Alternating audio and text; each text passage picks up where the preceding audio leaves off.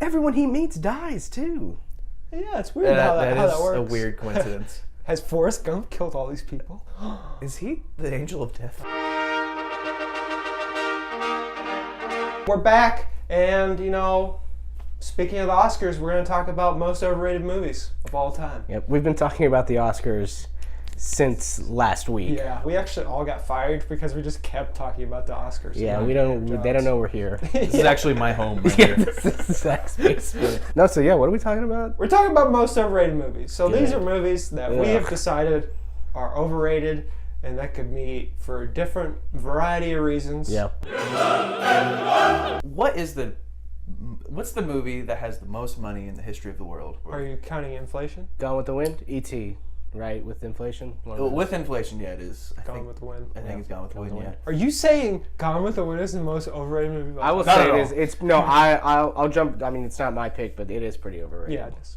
Oh, man. Zach, I don't know if you're ready, Darn. but we're about to throw some movies under the bus. Avatar made $2.8 billion. And who keeps, is anyone still talking about this movie besides me currently? I don't think so. Exactly. I talk about it in anger. Yeah. A lot. Why did this movie make so much money? It's very pretty to look at, and that's it. Why? Why on earth did this make $2.8 billion? I remember watching it in 3D, and the best part about it was like, oh, I could see a speck of dust in front of my face.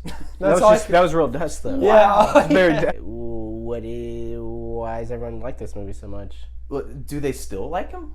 I need to know. I think People's... there are a few people. Yeah, there are fans out there. Really? There are people clamoring for the underwater sequel to Avatar. I think no one's talking about it, but you have those people who will die by it, that they're fans, and they'll say, someone else will bring it up and well, I love Avatar.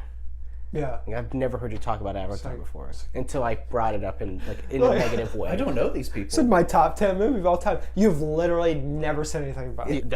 I have a tattoo about it. It's dumb. Yeah.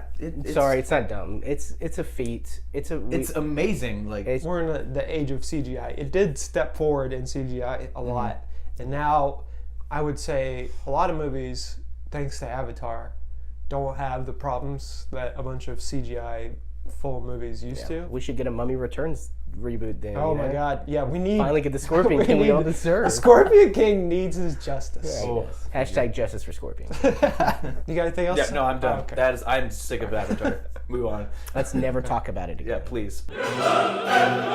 So my pick is Kevin Costner's Dances with Wolves. I'm just going to go out and say it. I don't like a lot of Kevin Costner movies, but this one seems especially overrated because, it's an Academy Award winner. Dances with the Wolves. It won a lot of awards. But, it's a white savior film. And anytime that crap comes up, I'm just like, ugh. Yeah. Are you kidding me? Green Book, yeah. Green Book is basically the same thing. Well, it took Goodfellas Oscars as well. Yeah. And just I'm the biggest Martin Scorsese fan, so don't screw over my man, Martin Scorsese. Yeah. Not Marty. Kevin Costner directed it, and I will say, the three movies he's done, 2 of them are terrible, overrated garbage. For some reason, I don't know what happened, but I went through a bunch of Kevin Costner VHS tapes when I was a kid, and I watched them all.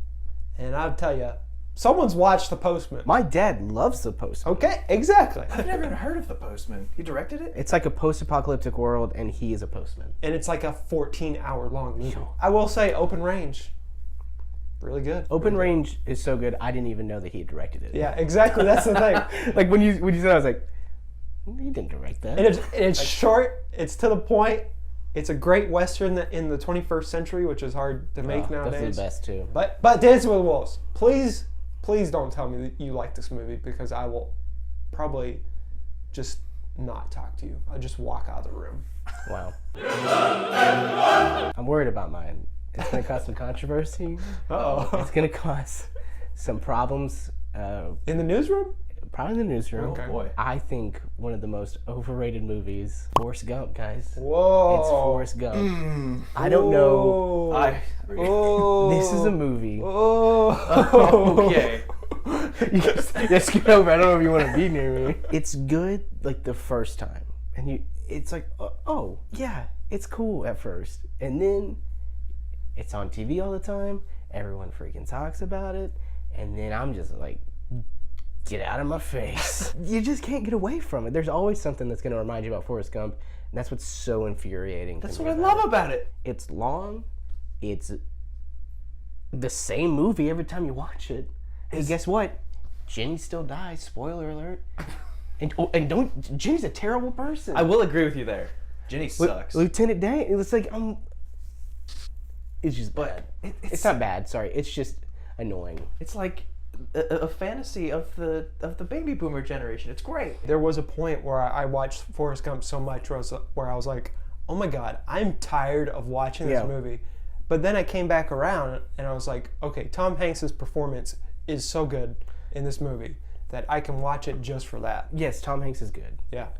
And Gary Sinise is fun. Wonderful. Great. Lieutenant Dan!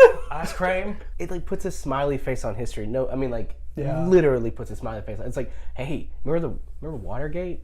Remember how serious that was? Well, here's Forrest Gump. This cutie patootie, he was like, hey, I think the electricity's out over there. Someone should go check it out. For me, this is where Robert Zemeckis just starts phoning it in, or just starts doing weird things. Oh, he did a lot of weird things after Forrest Gump. I mean, it is like, you have like the weird CGI feather. I think that's where it all started. Like, he's like, we need to CGI this feather.